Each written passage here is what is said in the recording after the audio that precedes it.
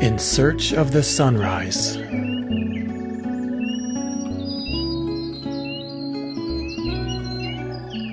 The cool morning air smells of freshly unfurled leaves, of dampness, of spring. Every plant, each blade of grass, is heavy with perfect dewdrops, arranged like so many transparent pearls, each one a fragile work of art that will soon vanish in the day's heat.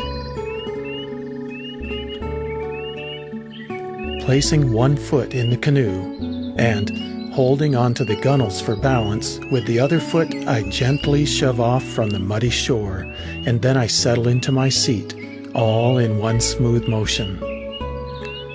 What a wonderful feeling! While just moments ago I was standing on firm ground, I now am free. It seems as if I could be flying. I am gliding effortlessly over the calm water, and it feels both exhilarating and relaxing. The sky overhead is growing pale with the approaching dawn, and although it is unblemished by cloud, patchy mist adorns the lake and shores around me, softening, sometimes obscuring details, and transforming my surroundings from distinct reality to dreamy impressionism. As I slowly, silently paddle my canoe, roughly following the shoreline, the expanse ahead is a flawless mirror. The water feels soothingly warm to my bare fingers. My strokes are steady and fluid, but my pace is not at all hurried. I interrupt my rhythm occasionally for no other reason than to sit back, listen, observe, and appreciate. Out here, time seems to melt away. Out here, I am still a child. I can explore this world with the wide-eyed curiosity of a child, and delight in this world with unabashed exuberance.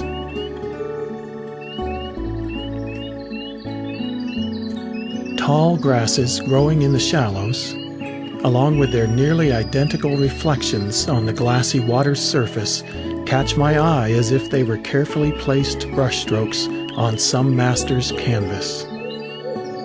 My passing canoe leaves a series of small ripples on the water, and all at once these brushstrokes come to life, creating whimsical, ever-changing patterns that delight my eyes and captivate my imagination.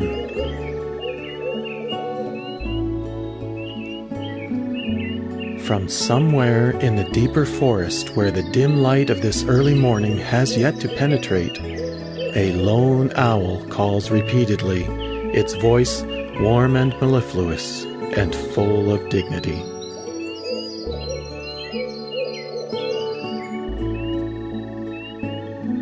Here and there, slender birch trees with curling, papery white bark and with strong roots clinging firmly to the bank lean far over the water, stretching out their knobby limbs as if they are reaching for something that is just beyond their grasp.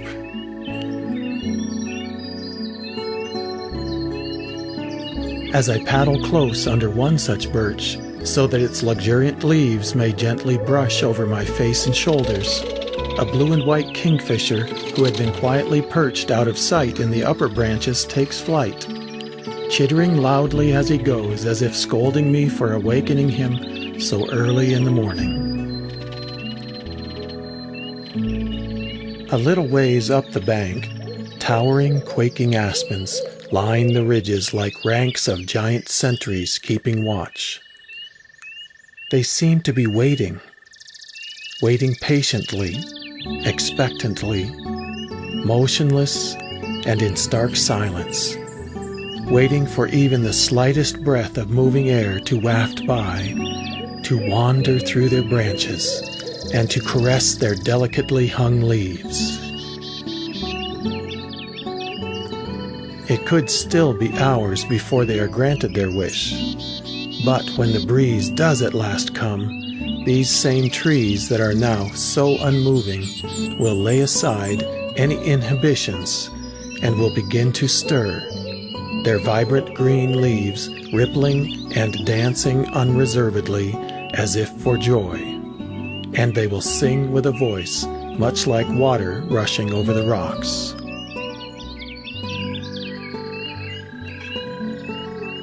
Great hidden choruses of spring peepers and other frogs seem to be nearly everywhere along the shoreline, and they serenade me with much enthusiasm as I quietly slip by.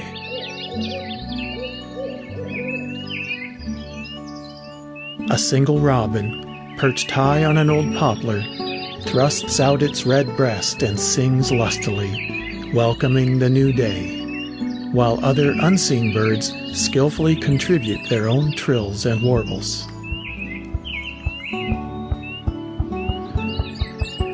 I hear the familiar thump-thump-thumping of a male ruffed grouse beating his wings in an impressive swelling crescendo and sounding not unlike a well-executed drum roll. A shy mallard, closely encircled by her lively young brood, takes cover in the reeds as I approach, only to emerge again behind me and continue on her way once I have passed.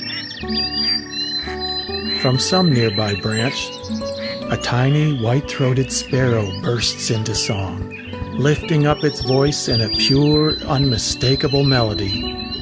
This so simple a tune seemingly carries with it the essence of a spring morning.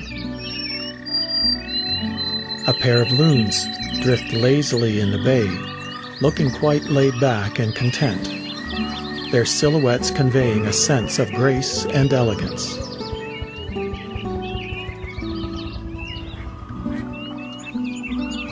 Paddling just a little further down the shoreline, I can hear the pleasant whisper of flowing water, where a spring bubbles out from the wooded hillside and playfully gurgles and splashes its way down the rocky bank.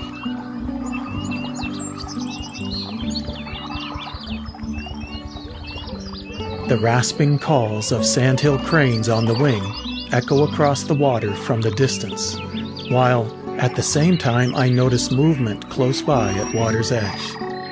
Two spindly-legged sandpipers are wading in the shallows, taking turns poking their long, slender beaks into the muck.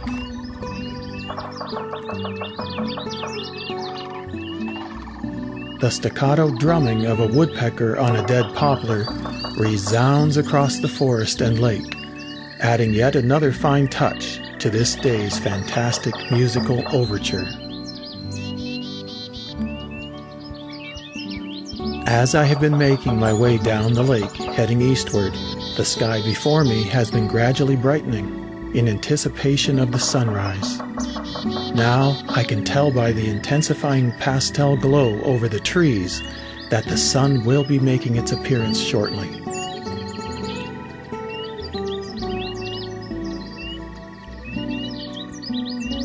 I see the mouth of the creek not far ahead.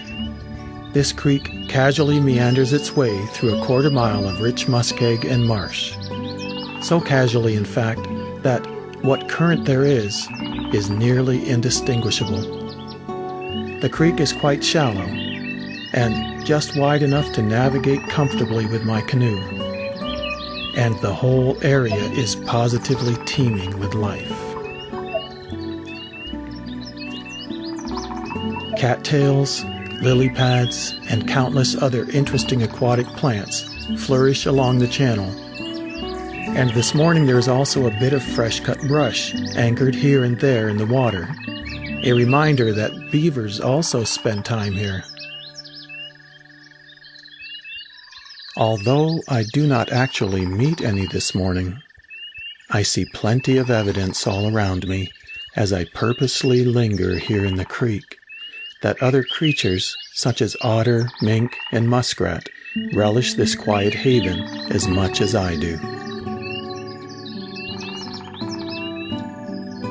I notice dazzling, shiny-winged dragonflies, as well as other smaller insects, all clinging to the lush, wet vegetation, each tiny creature having minute drops of water weighing it down, and each one calmly biding its time until the morning sunshine warms its body and dries its fragile wings, whereupon it will fly off into this new day.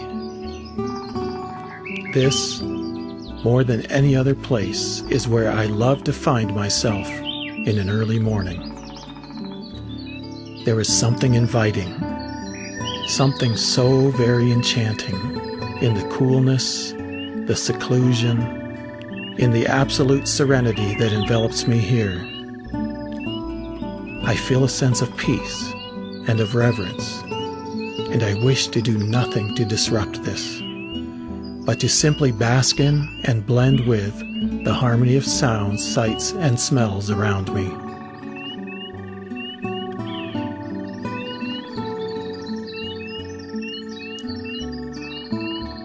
From the very beginning of this day's foray into the wild, I have instinctively sensed a need to be silent. But as I enter the closer confines of the creek, an even greater, almost solemn hush falls over me. It's as if I have ventured into some holy sanctuary. My paddle must not make the slightest swish or splash as it propels me forward. I automatically slow my already unhurried pace. I observe and listen to the life around me with even greater sensitivity. I want to drink in. I want to experience and savor the peace that I find here. The mist hangs low over the creek and seems to be holding tightly to the bushes and trees so as not to be broken up and dispelled. Here, the atmosphere is thick, not just with the morning's dampness, but with the songs and calls of forest creatures all about me, now so near that I feel as if I could reach out and touch them with my fingertips.